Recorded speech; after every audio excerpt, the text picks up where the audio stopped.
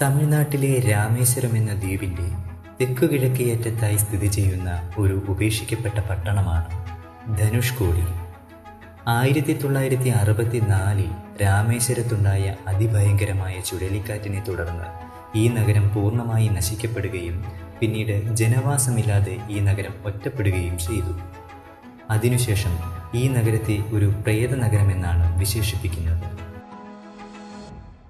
ഒരു വശത്ത് ഇന്ത്യൻ മഹാസമുദ്രവും മറുവശത്ത് ബംഗാൾ ഉൾക്കടലും സ്ഥിതി ചെയ്യുന്ന ധനുഷ്കോടി ഒരു കാലത്ത് സമ്പന്നമായ ഒരു പട്ടണമായിരുന്നു. ശ്രീലങ്കയും ഇന്ത്യയും തമ്മിലുള്ള കരമുഖേനയുള്ള ഏക അതിർത്തി കൂടിയാണ് ഈ നഗരം. ചരിത്രവും ഐതിഹ്യവും ഉറങ്ങിക്കിടക്കുന്ന ഈ നഗരത്തിലേക്ക് ഒരുപാട് സഞ്ചാരികൾ അക്കാലത്ത് വന്നിരുന്നു.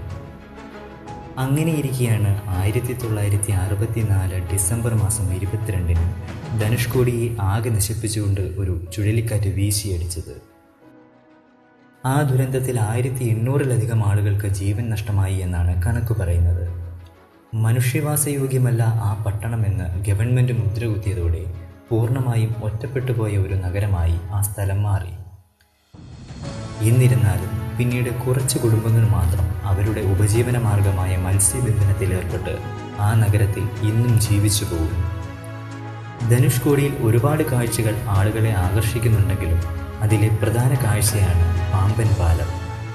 ഏറ്റവും ദൈർഘ്യമേറിയ രണ്ടാമത്തെ കടൽപ്പാലമാണ് പാമ്പൻ പാലം. പക്ഷേ അന്നുണ്ടായ കൊടുങ്കാറ്റിൽ പാലത്തിന് കാര്യമായ കേടുപാടുകൾ സംഭവിച്ചുവെങ്കിലും പിന്നീട് ചുരുങ്ങിയ നാളുകൾ കൊണ്ട് ആ പാലം പുനർനിർമ്മിക്കുകയും ചെയ്തു.